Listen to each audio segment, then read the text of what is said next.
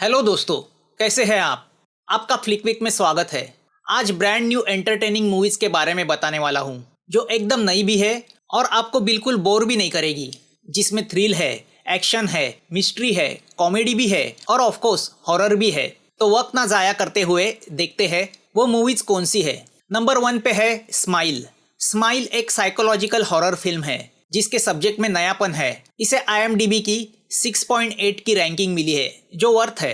कहानी कुछ इस तरह है। रोज एक हॉस्पिटल में साइकेट्रिस्ट है। एक दिन एक नई पेशेंट उसके पास आती है। वो रोज को बताती है कि उसे अजीब चेहरे दिखते हैं जो इंसानी नहीं है और उनके चेहरे पे हमेशा स्माइल होता है। मगर इसके पहले कि रोज उस पर ट्रीटमेंट करे, वो लड़की रोज के सामने अपना गला काट के सुसाइड करती है। अब उस लड़की की तरह रोज को अजीब वहम होने लगते हैं, जैसे कोई उसके आसपास है। अब वह स्माइली अजीब लोग उसे भी दिखने लगते हैं। रोज की मेंटल कंडीशन खराब होती है, जिससे उसके और उसके फियांसे ट्रेवर के रिलेशंस बिगड़ने लगते हैं। रोज को लगता है कि वह किसी कर्स यानी श्राप की शिकार हुई है। तो वह उसके इंस्पेक्टर दोस्त जोएल के पास जाती है। तो उसे पता चलता है कि मौत की यह चेन बहुत लोगों को मारते हुए उस पर आ पहुंची है। इस श्राप से पीड़ित इंसान किसी के सामने सुसाइड करे तो वह श्राप उस आदमी पे चला जाता है। मरते वक्त हर इंसान के चेहरे पे स्माइल था। रोज को पता चलता है कि इस चेन में एक ही ऐसा आदमी है जो बच चुका है और जो अब जेल में है। उस आदमी से रोज को पता चलता है कि अगर कर्स से पीड़ित आदमी किसी का मर्डर करे और उसका कोई विटनेस हो तो वह कर्स उस विटनेस पे चला जाता है। तो रोज उसके एक पेशेंट को मारने की सोचती भी है, मगर हिम्मत नहीं जुटा पाती। तो अब रोज सोचती है कि अगर वह अकेली रहेगी तो कर्स काम नहीं करेगा, क्योंकि जितनी भी मौतें हुई है वह एक हफ्ते के अंदर हुई है। तो वह अकेली अपनी पुराने घर में जाती है जहाँ उसकी माँ ने सुसाइड किया था, जहाँ उसे उसकी माँ के आत्मा के अंदर उस शैतान का दर्शन होता है। वह शैतान रोज पे हावी होने लगता है। तो रोज लैटन डाल के उसे जला देती है और वहाँ से सीधा जोएल के घर जाती है। मगर जल्दी ही उसे पता चलता है कि उसके सामने जोएल नहीं, वही शैतान खड़ा है। तो वह वहाँ से भागती है, मगर अगले ही पल वह फिर से उस पुराने घर के सामने होती है। मतलब वह सब रोज का वहम था। तभी वहाँ पे जोएल आता है।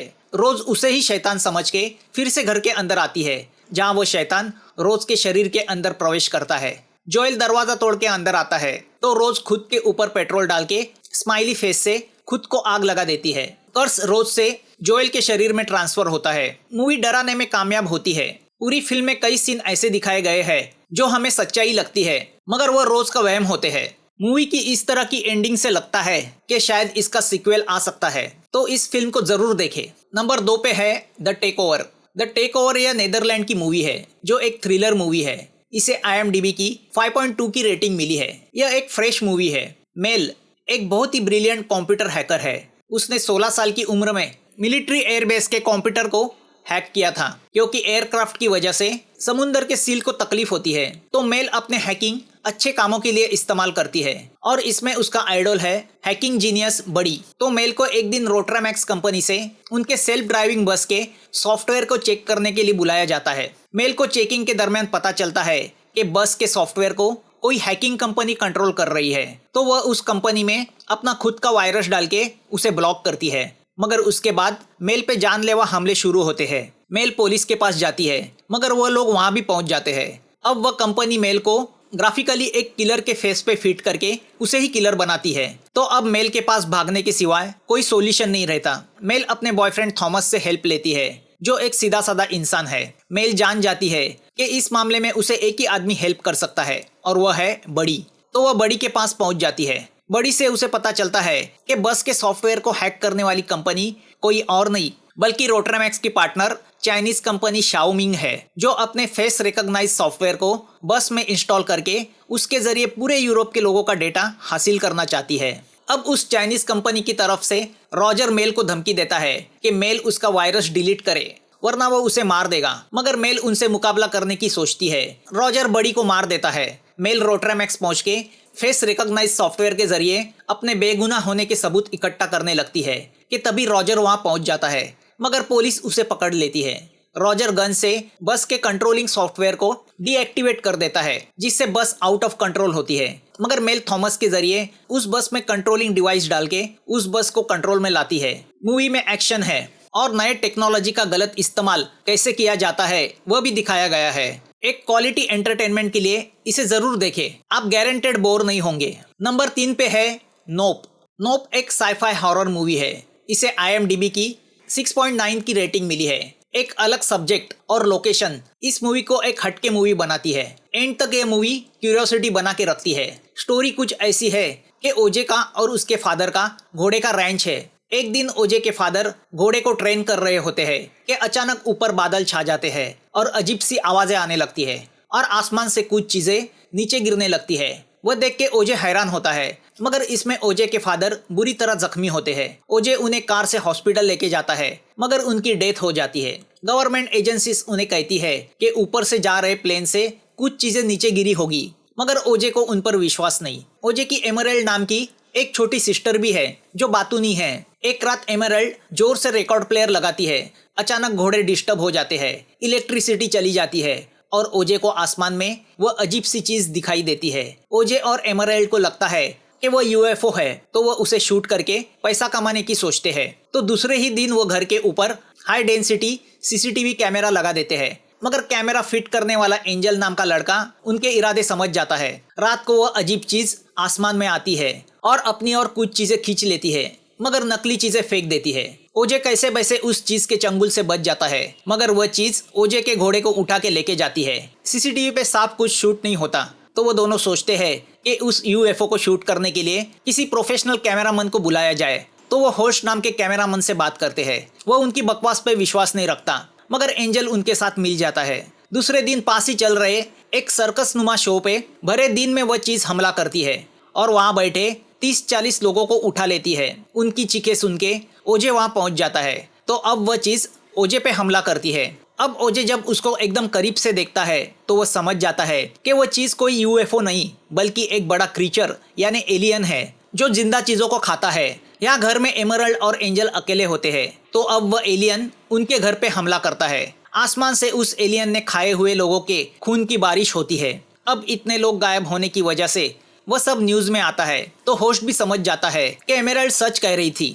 ओजे अपने घोड़ों को अकेला छोड़ के नहीं आना चाहता, तो तीनों वापस रैंच आते हैं। होस्ट भी वहाँ कैमरा लेके पहुँचता है। अब चारों उस एलियन को शूट करने की तैयारी करते हैं। वह उस एलियन की मौजूदगी को भांपने के लिए बलून लगाते हैं, क्योंकि जब भी वह एलियन आता है उन बलून के अंदर की हवा चली जाती है। तभी एक मोटर बाइक वाला आता है और उसके बाइक की आवाज सुन के वो एलियन भी आता है और उसे उठा ले जाता है। वो एलियन ओजे के सर पे मंडराने लगता है, मगर ओजे उससे बच निकलता है। तो उसे शूट करने के चक्कर में होस्ट उस एलियन के करीब जाता है, तो वह एलियन उसे ही निगल जाता है। अब वह एलियन पूरी तरह गुस्सा होता है और ओजे का घर डिस्ट्रॉय करता है। वह एलियन अपना असली रूप दिखाता है। ओजे उसे चैलेंज करता है ताकि उतनी देर में एमरल्ड वहां से भाग सके, मगर जैसे ही एमरल्ड बाइक लेके भागती है वह एलियन उसका पीछा करता है। एमरल्ड फेयर में बंधा बिग बलून कीड़ आसमान में छोड़ देती है। वह एलियन उस बड़े बलून को निगलता है, मगर पेट में जाके वह बलून फट जाता है, तो उसके साथ एलियन भी एक्सप्लोड होके मर जाता है। एमरल्ड एलियन को शूट भी कर पाती है, जिसके उसको बहुत सारे पैसे मिलने वाले होते हैं। मूवी मजेदार है। अजीब एलियन और एटमॉस्फेयर के लिए यह मूवी देखने लायक बन जाती है। एक बार तो जरूर देख सकते हैं। नंबर 4 पे है द सिस्टम। द सिस्टम यह एकदम नई एक्शन मूवी है। इसे IMDb की 3.5 की रेटिंग मिली है। रेटिंग भले कम हो, मगर यह एंटरटेनिंग में कम नहीं है, जो आखिर तक देखने लायक है। सैवेज एक सोल्जर है। वॉर से वापस आने के बाद उसे पता चलता है कि उसकी लड़की को ब्लड की बीमारी है, मगर उसके इलाज के लिए US गवर्नमेंट उसे कोई मदद नहीं करती। तो वह इस हालात में पैसे के लिए ड्रग्स डीलर पे अटैक करता है, जहां पुलिस उसे पकड़ लेती है। पुलिस कमिश्नर उससे कहता है कि उसे डेगनन नाम के एक प्राइवेट जेल में भेजा जाएगा, मगर वहाँ कुछ एंटी सोशल एक्टिविटीज हो रही है, जिसमें जेल का वार्डन इन्वॉल्व है।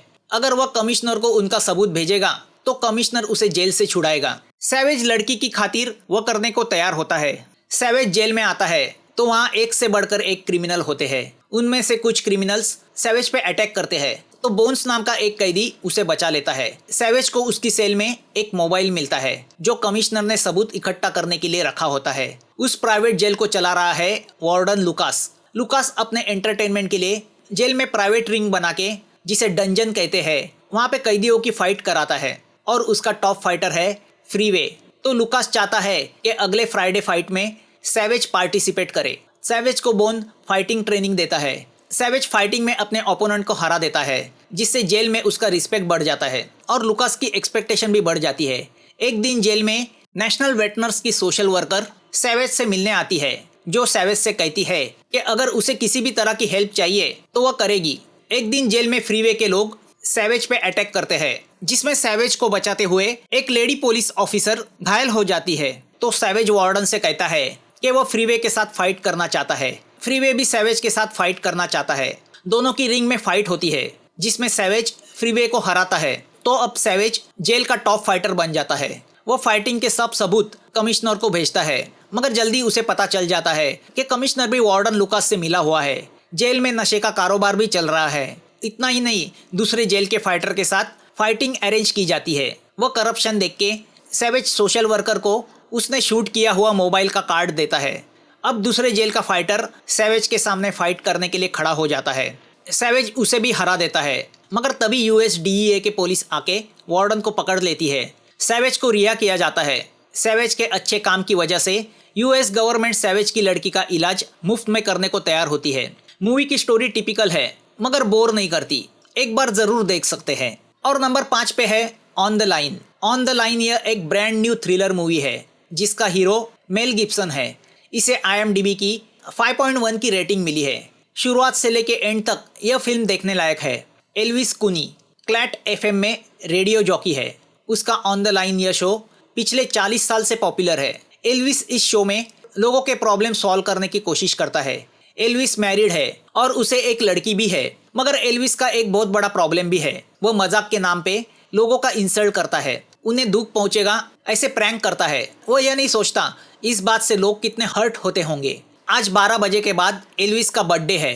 रोज की तरह वो स्टूडियो आता है तो उसे पता चलता है नया साउंड ऑपरेटर डिलन ज्वाइन हुआ है। एल्विस उसके साथ भी मजाक करता है, जिससे डिलन अंदर से हर्ट होता है।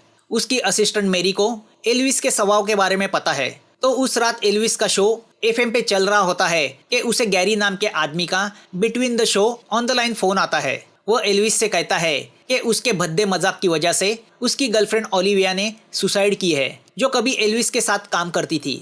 गैरी एल्विस से कहता है कि वह इस बात का बदला लेना चाहता है। तो उसने एल्विस की फैमिली को हॉस्टेज बनाया है और वह उसी चैनल की बिल्डिंग में कहीं छुपा हुआ है। गैरी एल्विस से कहता है कि वह उसे 40 मिनट में ढूंढ निकाले, वरना वह पूरी बिल्डिंग को बॉम्ब से उड़ाएगा, जिसका रिमोट उसके हाथ में है। तो अब एल्विस डिलन के साथ पूरी बिल्डिंग में गैरी को ढूंढने लगता है। तो उसे पहले सिक्योरिटी गार्ड, फिर क्लीनर और बाद में उसके कलीग की डेड बॉडीज मिलती है। यह सब देख के बेचारा न्यूली ज्वाइंट डिलन डर जाता है, मगर आखिर में गैरी और एल्विस की रिकॉर्डिंग रूम में मुलाकात होती है। गैरी एल्विस के सामने ऑप्शन रखता है, या तो वह अपने फैमिली को बचाए या डिलन को। तो आखिर न चाहते हुए भी एल्विस अपनी फैमिली को चूज करता है।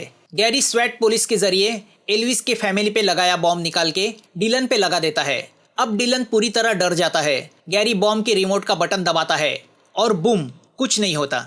सब हंसने लगते हैं। तो हमें पता चलता है कि वह एल्विस का प्रैंक था, न्यूली ज्वाइंट डिलन को डराने के लिए। उसने सब लोगों के साथ मिलके यह प्रैंक खेला था। गैरी भी उसका दोस्त ही था, मगर डिलन यह प्रैंक बर्दाश्त नहीं कर पाता। उसे बहुत बड़ा शॉक लगता है। एल्विस उसे समझाने की कोशिश करता है, मगर डिलन एक्सीडेंटली सीढ़ी पे से नीचे गिरता है और मर जाता है। उसे मरा हुआ देख के एल्विस शॉक में चला जाता है। उसके प्रैंक ने एक आदमी की जान ली थी, जिसके लिए वो बहुत डिप्रेस हो जाता है। कलीग से पता चलता है कि उसके सब फैन उसकी इस हरकत की वजह से उससे नफरत करने लगे हैं। दूसरे दिन मायूस एल्विस ऑफिस से बाहर निकलता है तो उसकी बॉस उसे अपने कार में बिठाती है और उससे कहती है कि उसका करियर अब खत्म हो चुका है।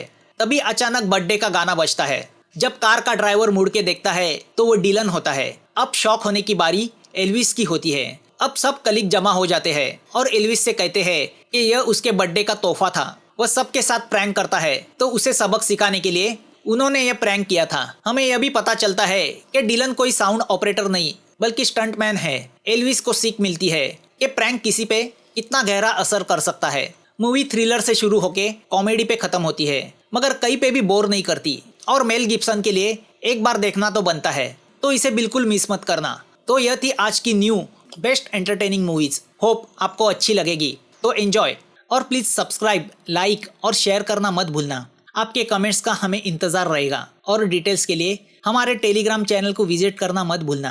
तो जल्द मिलेंगे नई लिस्ट के साथ, नई मूवीज के साथ। Thanks for watching.